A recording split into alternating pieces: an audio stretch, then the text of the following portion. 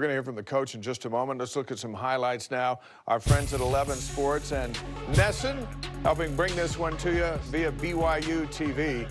And UMass takes the opening drive down the field. 14 plays, ate up half the first quarter. Kick a field goal, go up 3-0. First play from scrimmage for BYU, and Hefo and Wilson misconnect on the jet sweep. They turn it over, and UMass takes a 10-0 lead. And at this point, you're going, wow, what's BYU going to do? They going to wilt, or are they going to stay tough and stay in this thing? And by the end of the first quarter, I'm thinking, has BYU even had the ball yet in this game at the end of the first quarter? Back come the Cougars. Wilson takes off on a 36-yard run. This seems to get momentum going. And then Zach to Talon Shumway. Gee, that play would have worked against Boise State. It works there, and BYU gets on the board. 10-7 after one. Cougars in 15 road games under Coach Sitake haven't led after the first quarter. But in the second quarter, they start to make some noise. Kafusi up with a sack, now 8.5. Yeah, it was a fantastic job by Kafusi and the rest of the defensive line, respecting the rush lanes and keep the quarterback in the pocket.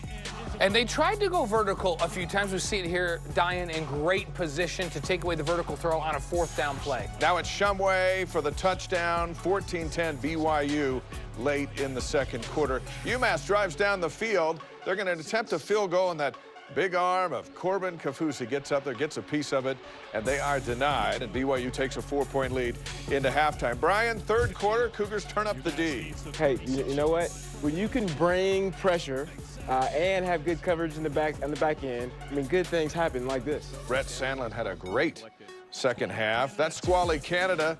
Biggest run of the day for Squally, 24 yards. We saw him banged up later on, and he left. Next play, how about Hadley?